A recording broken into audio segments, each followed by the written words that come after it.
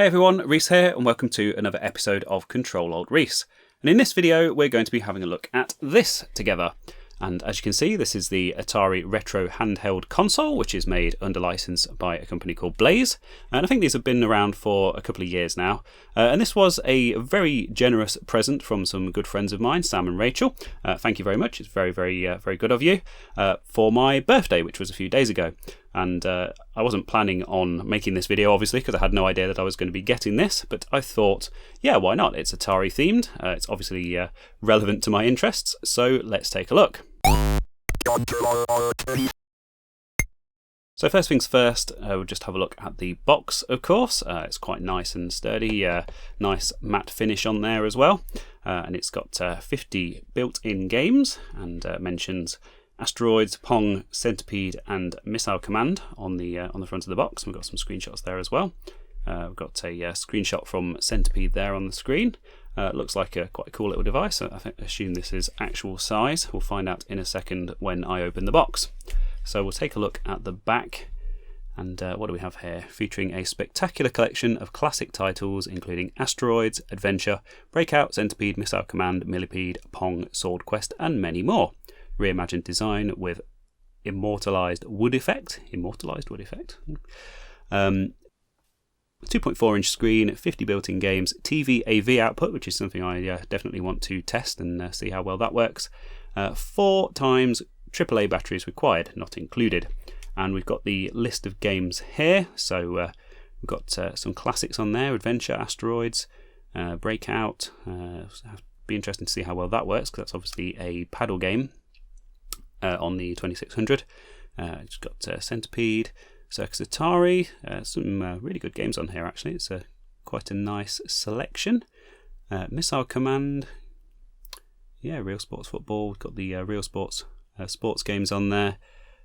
Street Racer, yada yada yada. Super Breakout, Tempest. Oh, that'd be interesting. I do like a bit of Tempest. And yeah, Yar's Revenge. Cool. Yeah, so that's actually quite a nice selection there, and it'll be interesting to see how well they've been ported to this particular device.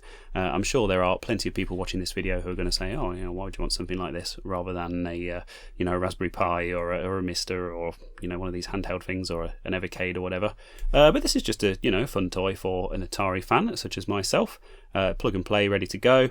But anyway, let's open up the box and have a look inside. So this part just slides open like this. I've already broken the seals on it because I didn't think that would be much interest watching me mess around with that. And yeah, it's a nice presentation there in the box. This is the actual console. Tell you what, let's have a look at what else is in the box first. So there is this card advertising some of their other bits and bobs. So we've got the old plug and play TV joystick things. The Atari Vault. I haven't actually checked out Atari Vault yet. That's potentially a subject for a future video. Yeah, we've got the classic katakana Atari Japanese logo there, and all your usual tat. Like I said before, this is manufactured under license by Blaze, so this is all properly licensed, paid for, legal ROMs and whatnot, if that's the kind of thing that matters to you. And yeah, very basic piece of paper just with the instructions. So we've got the quick start guide. Full manuals can be found at blah blah blah blah. Well, we're not going to read that, are we? So yeah, pop the back open, pop the batteries in, close it up, switch it on. Easy peasy. And what's this on the back? Please be aware, 2 of the games included on this console were originally designed as multiplayer games. These games will still work in single-player mode, but some levels will not have an AI/computer opponent to play against. Instead, you'll be playing on your own with a stationary second player. Okay, that's interesting. It's strange that they'd leave those games on there. And they're Air, Sea, Battle and Maze Craze, which aren't games I've actually played before anyway, so maybe we'll have a look at those in a bit. But anyway, let's move on to the actual unit itself. So it's quite light. Obviously it'll be a bit heavier with those 4 batteries in. It's got quite a nice clicky feeling D-pad there. I think we'll take the film off, shall we? Let's take this film off. So yeah, I haven't actually fired this up yet. This is my genuine first impression of this. We've got sticker over the screen. It'd be interesting to see what the quality is like on that screen. Let's just peel this off. Very nice. And it's got the classic 2600 ribbed effect with the wood grain. It's quite a bit lighter than an actual 2600, the shade of brown on there, but yeah, it's certainly captures the spirit of the original console with the red buttons. So you've got your select and start buttons there, and yeah, on the top there's a headphone socket, the AV out, so that's got to be probably composite rather than HDMI, and yeah, you've got the volume control on there, so I assume it has built-in speakers or a built-in speaker. So let's put some batteries in this and see how it works.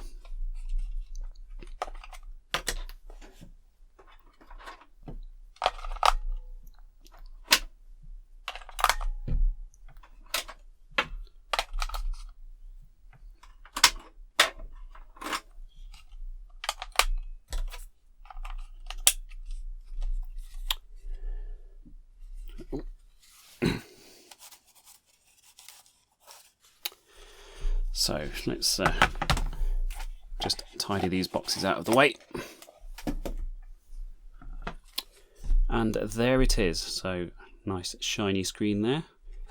Let's switch it on.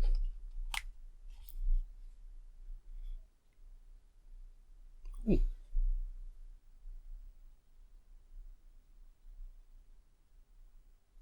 Takes a couple of seconds to boot up, and this is the menu. I'm not sure if you can see that properly. It looks okay on my phone screen here. So I've got 3D tic-tac-toe.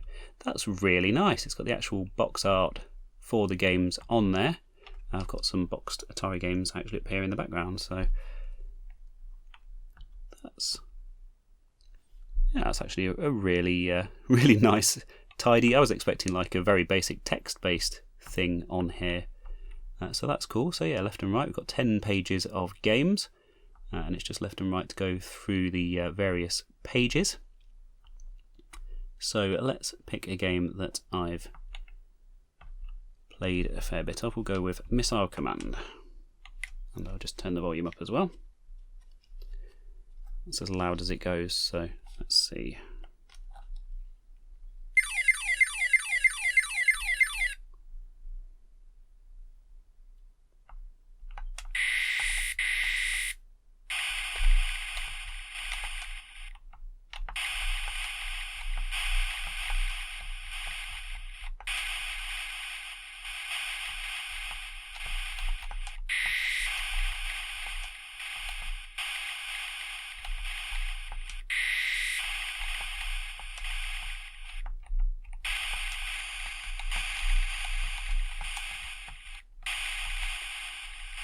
Nice.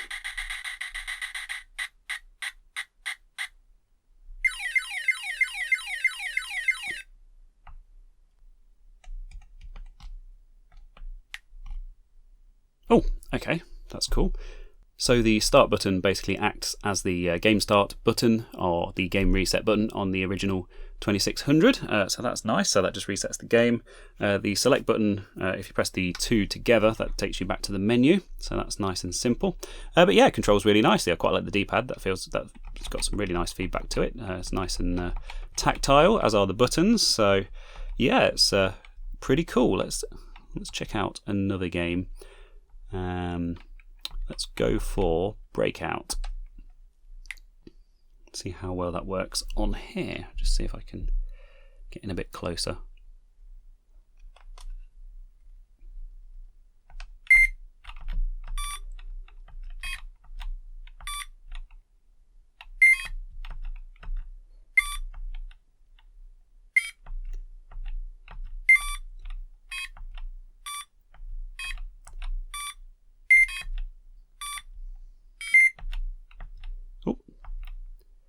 So of course this was originally a paddle game on the Atari 2600, so it would have used the rotary paddle controllers, which are of course analog, so it's obviously been adapted to work on the D-pad, but it's perfectly playable, he says, missing the ball completely. It's perfectly playable.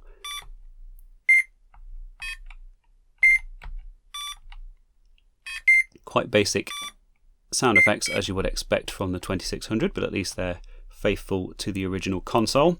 So I think the next thing I'll take a look at is this AV out and just have a look at how that works. Now, from what I've seen on the Blaze website, they actually sell an official AV out cable for this, which looks like it's a 3 RCA to 3.5mm cable, same as the Raspberry Pi. So I don't own the official Blaze cable for this, but I'll try one of my Raspberry Pi cables. So bear with me and I will be back in a moment. And I'm back, and unfortunately not as soon as I had originally anticipated. It's basically been just over an hour because I've been trying to put together a cable that I can use with this. It turns out that the standard Raspberry Pi AV cable doesn't actually work with it, and the few others that I had lying around that I tried didn't work either. So yes, on one end we have this 3.5mm TRRS connector, and on the other end we have our standard 3 RCA connectors, although of course it's only mono, being the Atari 2600, so I'm sure just one of those would have been fine. And in the middle we have this lovely yes, professional wiring job. So essentially it was just a case of trial and error trying to work out which were the video signals and which were the audio signals, but got there in the end. So what I'll do is I'll buzz this out and just work out what connects to what, and I'll put a wiring diagram up on the screen. But the important thing is that it actually works. So let's get this hooked up as I originally intended, and let's have a look at what it looks like on a TV. And I'm back, and as you can see I now have the retro handheld console hooked up to my CRT. Hopefully you can see that okay. Obviously filming CRTs is a bit of a dark art in itself, and it's probably not something that I've quite perfected just yet, but hopefully it works well enough for you to actually see what's going on the screen. Obviously with this bigger screen we can get a closer look at some of this box art and this menu system, which is all looking really nice. Obviously the internal screen is disabled when you have the AV out connected, which is fair enough. I can't see why you'd want to use both at the same time. So one of the first games I wanted to have a look at is Air Sea Battle, which of course is one of the ones that was mentioned in the manual that had been modified. So let's take a look. Obviously originally a 2-player game. It's not a game I've really played all that much of, to be honest. But it said that some of the game modes had actually been modified so that you will play as player 2. So if we check out game mode number 3 just by pressing this button and press start to start a game.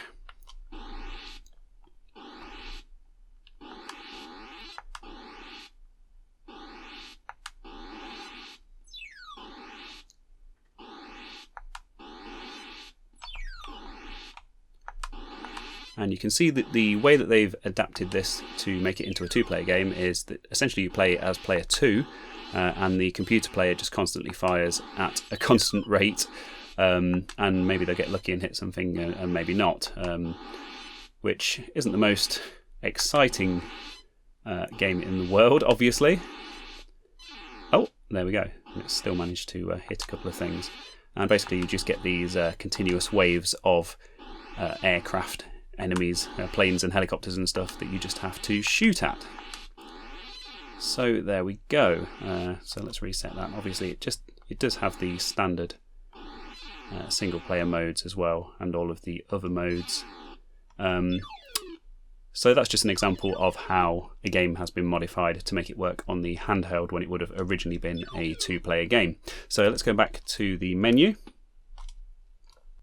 So another game that I wanted to check out was Tempest, of course, which is one of my favourite games on any platform. Obviously, I think the Atari Jaguar version is probably the best of the home versions, but of course the 2600 also got a version of this game, and I think they did the best they could given the hardware. So we'll just have a look at how that runs on here, just because it's a game that I've played a lot of over the years. Certainly not claiming to be any good at it, by the way, so we'll see how this goes. But yeah, just the start button to start a new game, as always.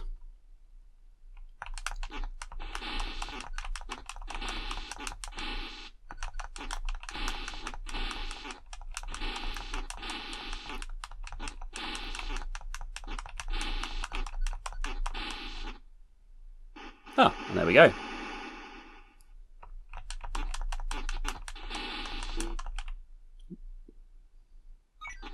spoke too soon.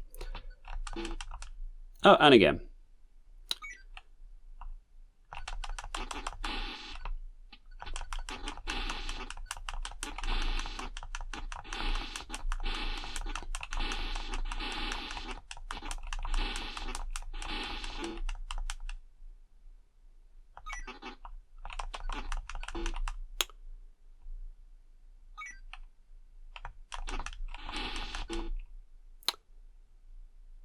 So yeah, Tempest. Anyway, moving swiftly on.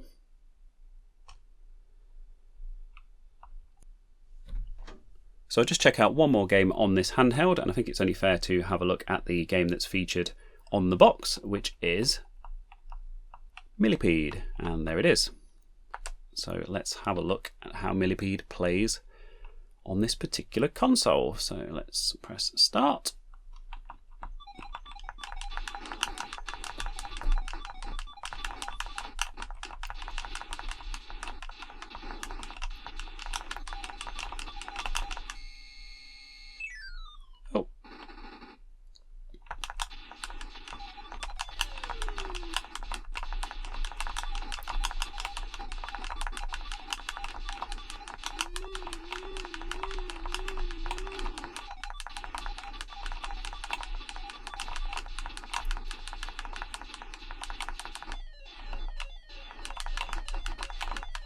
Oh.